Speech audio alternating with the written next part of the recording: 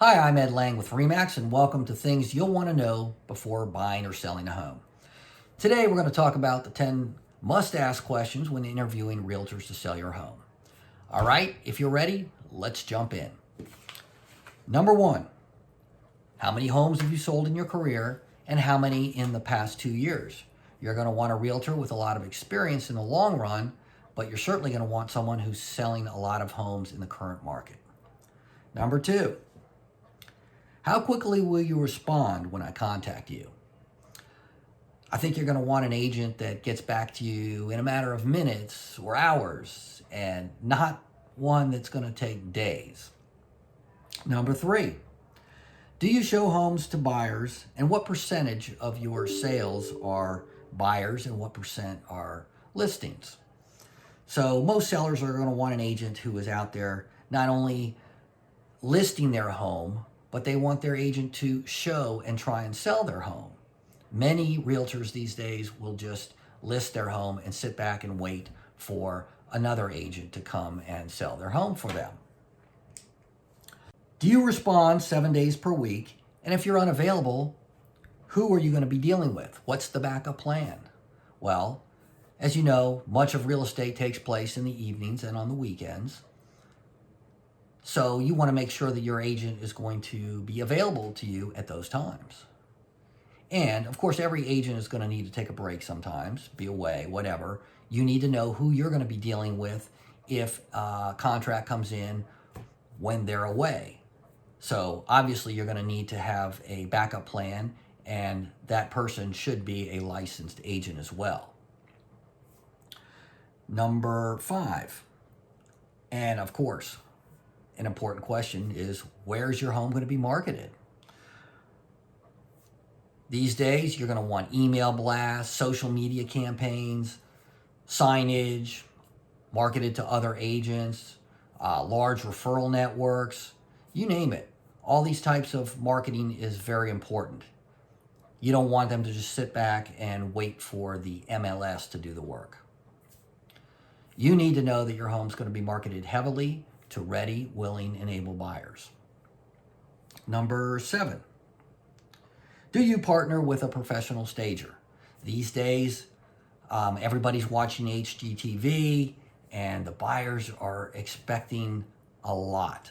So, highly suggest that you have some sort of staging and recommendations by a stager when preparing your home for sale.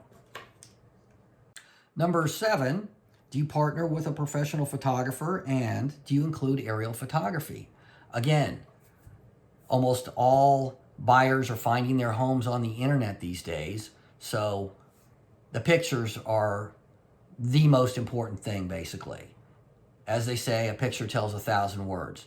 And I would also say that the aerial photography has become very important. Buyers like to see that as opposed to just the ground level type of photography that they've been used to for the years.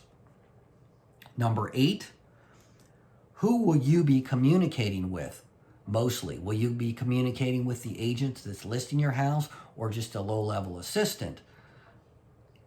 You need to know this and be comfortable with that fact. Number nine, who is your broker and what is the size of the company?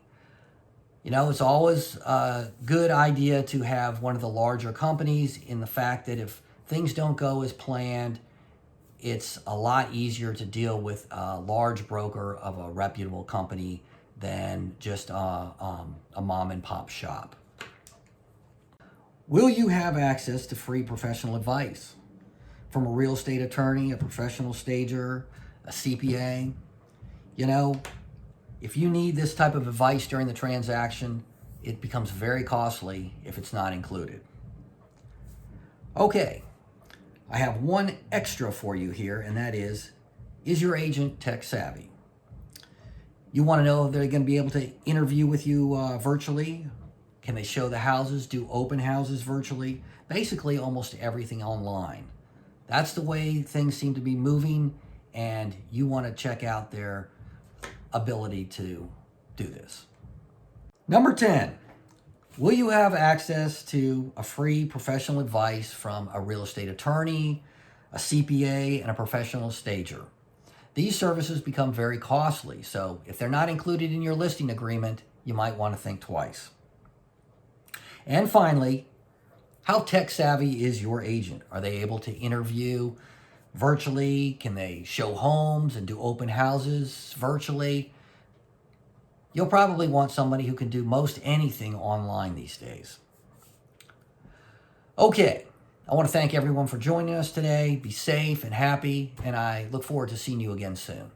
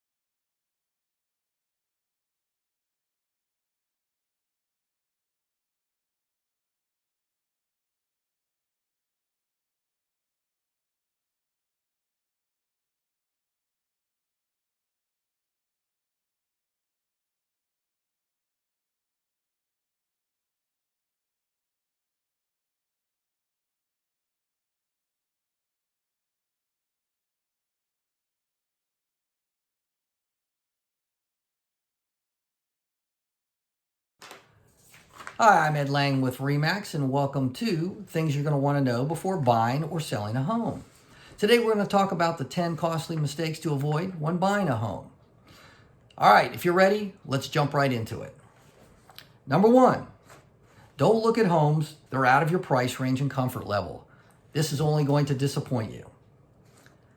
Number two, be sure to budget for repairs and upgrades.